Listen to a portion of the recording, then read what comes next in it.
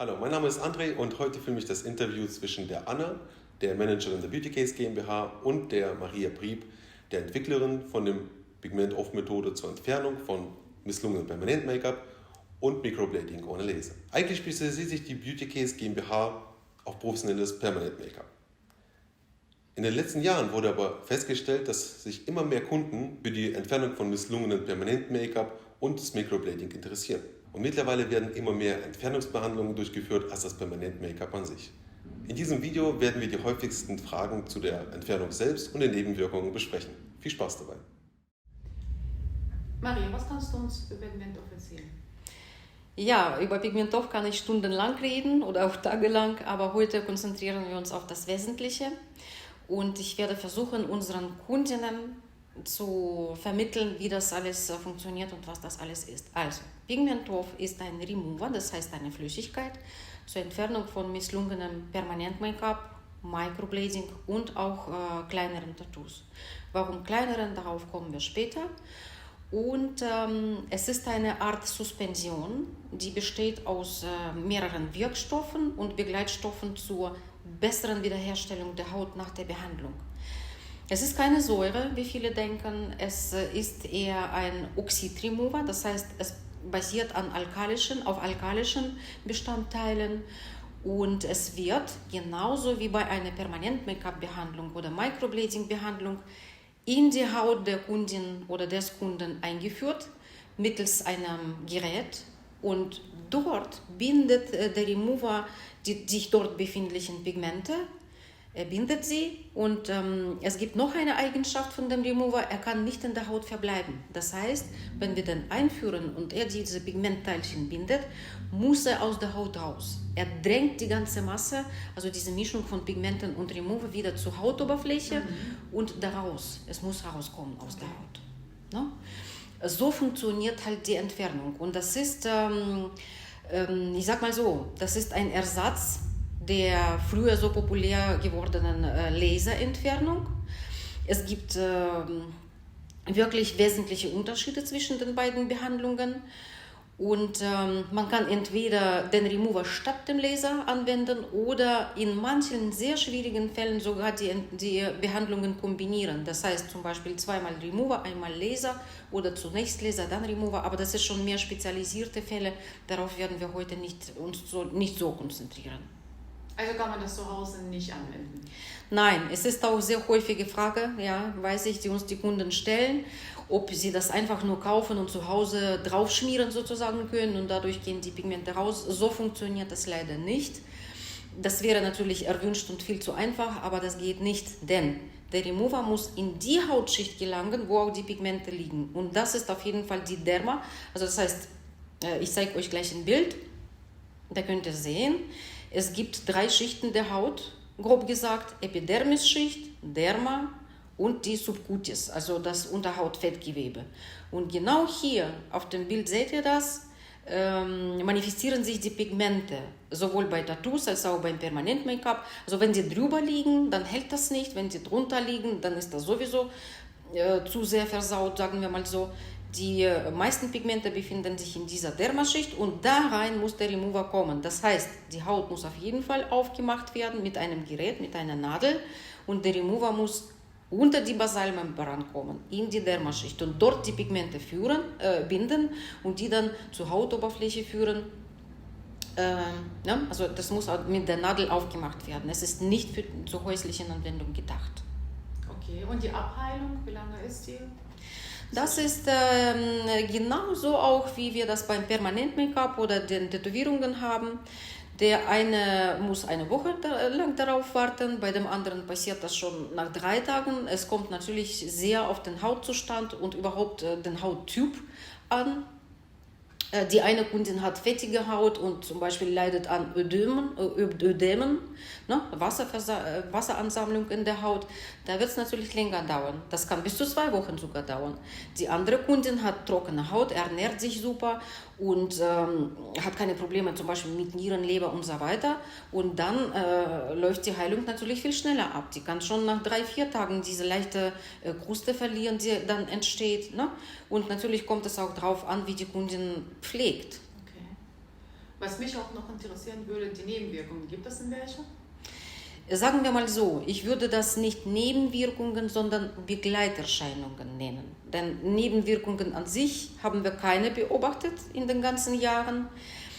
Aber Begleiterscheinungen, zum Beispiel, wenn die Haut der Kundin zu Schwellungen neigt, wenn die schnell Schwellungen oder Blauflecke bekommt, auch im normalen Leben, dann kann es sein, dass ein paar Tage nach der Behandlung die Haut anschwillt. Insbesondere wenn wir im Augenbereich, also im Lidbereich entfernen oder an den Augenbrauen, kann es sein, dass es in den ersten paar Tagen so schwer wird, der Bereich. Die Augenbrauen liegen halt fast an den Augen, kommt auch vor, wenn die Kundin sehr daran leidet, dass sie immer stark anschwillt. Ne? Okay. Wenn sie zu viel Wasser getrunken hat oder zu viel Salziges gegessen hat, klar, dann wird sie auch mehr darunter leiden.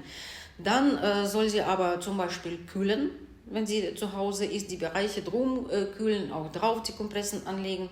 Man kann auch spezielle Teesorten benutzen, um die Lymphdrainage sozusagen zu aktivieren. Und dann wird die Lymphe mehr im Körper vertrieben und aus dem Körper rausgeführt. Weil diese Schwellungen, das ist eigentlich Lympheansammlung. Es ist ja nicht einfach die Reaktion der Haut, sondern da passiert ja was, die Abheilungsprozesse funktionieren und es sammelt sich mehr Lymphe in diesem Bereich und insbesondere wenn man in der Nacht dann schläft, liegt, dann versammelt sich das natürlich auch im Gesichtsbereich. Und nach dem Aufstehen, innerhalb von einer Stunde ist das schon weniger und wenn man dann auch pflegt und kühlt, dann immer noch weniger. Und sowieso nur für ein paar Tage. Okay. Maria, kannst du mir bitte den Unterschied zwischen Laserentfernung und Pigmentoff erklären? Viele Kunden fragen auch danach. Ja klar, das ist auch sehr wichtig zu verstehen. Mit dem Pigmentoff, also mit dem Remover, entfernen wir die Pigmente auf die gleiche Weise, wie die in die Haut gekommen sind. Das heißt, wir machen die Haut auf, bringen den Remover da rein und diese Mischung aus Pigment und Remover, die geht aus der Haut wieder raus auf die gleiche Weise. Ja? Also das heißt, über die Hautoberfläche entfernen wir das. Ein kleiner Teil der Pigmente, beziehungsweise während der Behandlung, geht der kleine Teil von Pigmente auch in die Lymphbahnen, das ist klar. Die Abbauprozesse funktionieren ja trotzdem, aber das ist wirklich nur minimal. Der größte Teil der Pigmente geht wirklich über die Haut raus.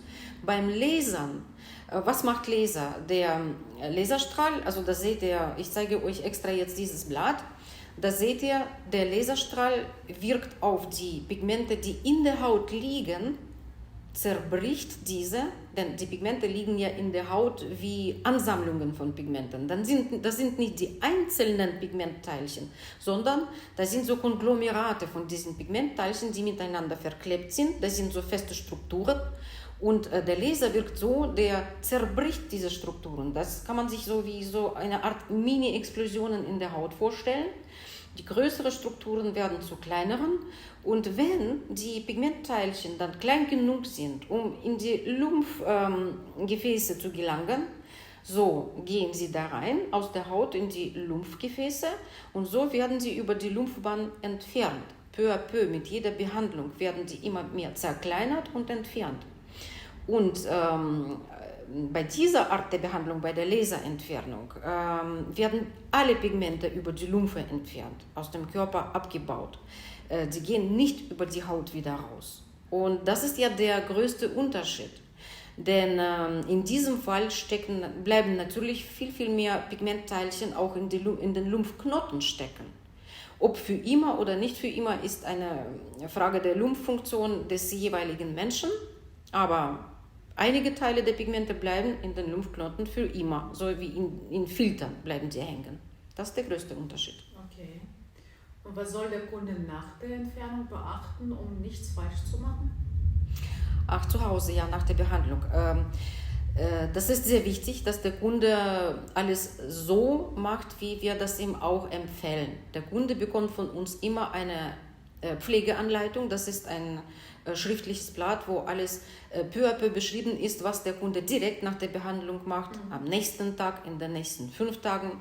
Hier kann ich euch diese Pflegeanweisung zeigen. Also kann man wunderbar erkennen, es ist sehr gut strukturiert und für jeden verständlich. Da werden auch, wie ihr seht, die Produkte abgebildet, die man von uns auch bekommt. Also der Kunde bekommt von uns immer 4 Pflegeprodukte mit nach Hause. der muss sie nicht extra zahlen, die sind schon im Behandlungspreis inkludiert. Und diese Produkte benutzt er genauso, wie wir das in dieser Pflegeanleitung erklären.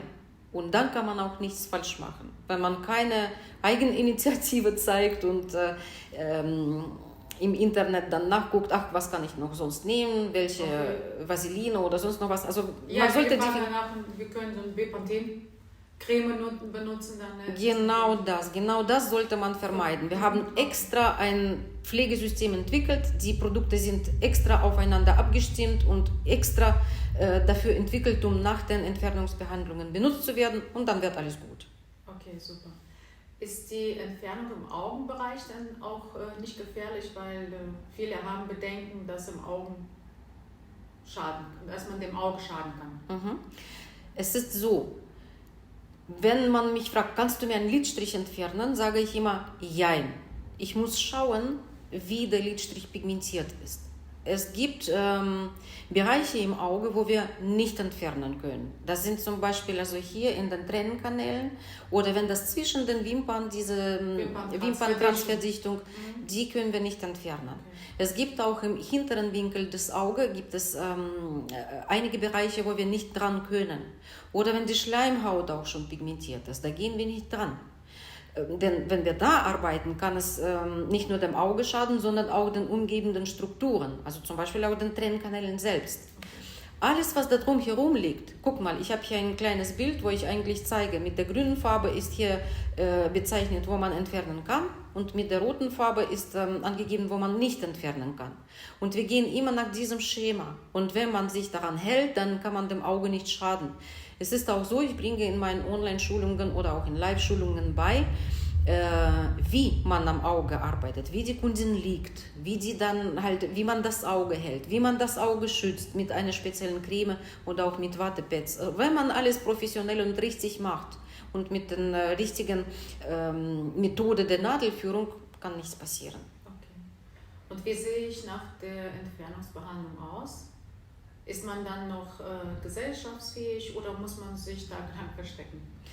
Wenn die Behandlung professionell durchgeführt worden ist, nicht von jemandem, der einfach den Remover sich irgendwo beschaffen hat und experimentiert, sondern wenn man alles genau nach der Anleitung macht, in der richtigen Tiefe der Haut.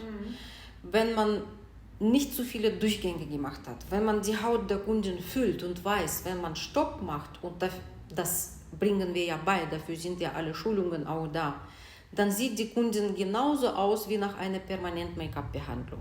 Das heißt, ja, man sieht, dass man im Gesicht etwas gemacht hat, aber das sieht nicht schrecklich aus. Es ist ein kleines bisschen wund. Und wenn man auch richtig pflegt nach der Behandlung, ist das am nächsten Tag schon auch angetrocknet.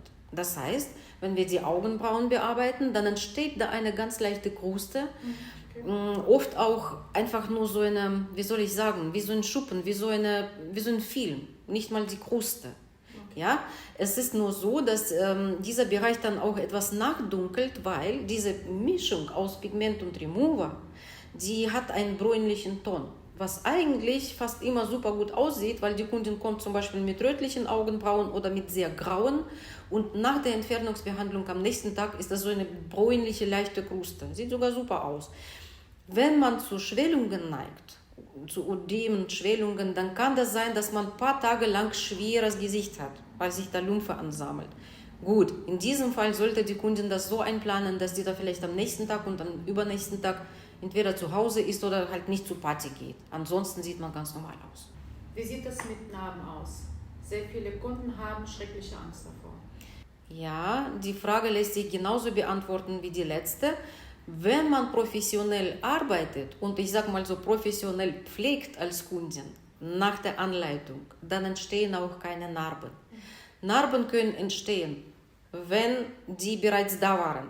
Wenn die Narben zum Beispiel, ist das oft so, nach dem Microblading sind Narben schon da, aber dadurch, dass die Pigmente in der Haut sind, sieht man die Narben nicht. Sobald man aber die Pigmente entfernt, werden die Narben sichtbar. Guckt mal auf dieses Bild. Da zeige ich Microblading vor der Entfernungsbehandlung und nach der Entfernungsbehandlung. Auf dem oberen Bild vor der Entfernungsbehandlung sieht man zwar die Linien, aber keine Narben, denn die Pigmente verfälschen das. Am unteren Bild sind schon die Linien mehr sichtbar, weil die Pigmente raus sind und die reflektieren im Licht. Ne? Das muss man wissen, dass wenn die Narben schon da waren, sind sie leider auch schon da. Ne? Dann, wenn die Kollegen falsch arbeiten, wenn man zu grob, zu tief, zu viel macht, kann man dadurch Narben produzieren. Deswegen sollte man natürlich professionell arbeiten. Das ist sehr wichtig. Die Haut fühlen, spüren, nicht zu viel machen. Besser zu wenig machen, noch eine Behandlung durchführen, als der Hautschaden. Und das Dritte, was passieren kann, ist, wenn die Kundin ungeduldig ist, die Kruste abzieht, nachhilft, die löst und halt darum wuselt, irgendwelche komischen Methoden anwendet noch zu Hause. Manche greifen irgendwie zu Fruchtsäuren oder sonst noch welchen komischen Methoden. Das soll man alles lassen. Dann ist alles gut und es entstehen keine Narben. Wir haben sogar festgestellt, dass wir die Narben reduzieren können. Wenn die Haut bereits durch falsche Behandlung vernarbt ist, entstellt ist, können wir durch die richtige Behandlungen, da wir die Haut wieder aktivieren, sie fängt an sich zu restrukturieren und die Narben werden sogar weniger. Haben wir auch schon gehabt. Ne? Und vielleicht noch eine letzte Frage, was auch sehr wichtig ist. Wie viele Behandlungen braucht man eigentlich und wie groß müssen die Abstände zwischen den Behandlungen sein? Ja, das ist die öfteste Frage, die wir hören. Wie lange dauert das? Ja, es kommt immer auf einen Einzelfall an. Die eine Kundin kommt nach einer einzigen Permanent-Make-up-Behandlung oder Microblading-Behandlung, ist mit der Form und Farbe nicht zufrieden. Die Pigmente sitzen nicht so tief, oberflächlich, sogar vielleicht sind nur die Reste da. Und wenn die nicht zu tief eingeschnitten oder pigmentiert wurden, können wir das sogar mit einer Behandlung entfernen. Kommt vor. Oder die Kundin kommt mit dem gleichen Problem, es ist aber etwas tiefer pigmentiert. 2 Behandlungen und fertig. Oder die Kundin kommt mit 1000 Schichten von zuerst Permanent-Make-up, 20 Jahre alt, darauf 2-mal Microblading, dann noch ein Versuch zu retten, das Permanent-Make-up und dann noch ein bisschen Camouflage, um das Ganze irgendwie in der Form zu verändern. Ja, das kann auch über ein Jahr dauern. Dann können das auch 10 Behandlungen sein. Das heißt, es kommt darauf an, was für ein Ausgangsbild wir haben. Je schlimmer der Hautzustand durch die Pigmentierung, desto länger dauert auch die Entfernung. Warum ist das so? Wir machen das immer sitzungsweise und wir arbeiten niemals tiefer als unsere professionelle Arbeitstiefe. Warum? Weil wir da so tief in die Haut gehen, dass wir wirklich Narben produzieren können. Da wir das nicht wollen, da wir der Kundin wirklich helfen wollen, müssen wir immer Schicht für Schicht die Pigmente entfernen. Nach jeder Behandlung entfernen wir Pigmente, die in dieser einen Schicht liegen und die unterliegenden, die kommen während der Abheilungsphase immer mehr zur Hautoberfläche und die können wir dann wieder entfernen. Und das heißt, je nachdem, wie viele Schichten von diesen Pigmenten in der Haut liegen, so viele Behandlungen brauchen wir auch, um die immer wieder schichtweise zu entfernen. Abstände sind immer, früher war das so, wir mussten immer 6 bis 8 Wochen warten. Jetzt mit unserem neuen Remover, der Version 2, können wir weniger Zeit dazwischen liegen lassen, ungefähr 4 Wochen. Manchmal sogar 3. Ach, super. Ja, so sieht es aus. Und es ist auch so, in unserem neuen Remover, also 2.0, haben wir auch Komponenten eingeführt, die zur schnelleren Regeneration der Haut dienen. Unter anderem ist das Kaliumjodid. Der wirkt prophylaktisch gegen die Narbenentstehung und hilft auch den vorhandenen Narben weicher zu werden und der Haut sich zu restrukturieren. Super, Maria, danke. Du hast mir sehr gut damit geholfen. Dankeschön und ich hoffe auch sehr, dass wir auch den Kunden damit geholfen haben, denn man muss immer wieder, du weißt das am besten, dass wir immer wieder halt die gleichen Fragen hören und man hat nicht immer so viel Zeit, auch am Telefon alle Fragen zu beantworten. Ich hoffe sehr, dass die Kunden dadurch die Unsicherheit verlieren, weniger Bedenken haben. Ja, und wenn sie dann doch Fragen haben, dann bist du immer für sie da. Sehr das gerne. weiß ich. Ja. Alles klar, Anna. Ciao. Ciao.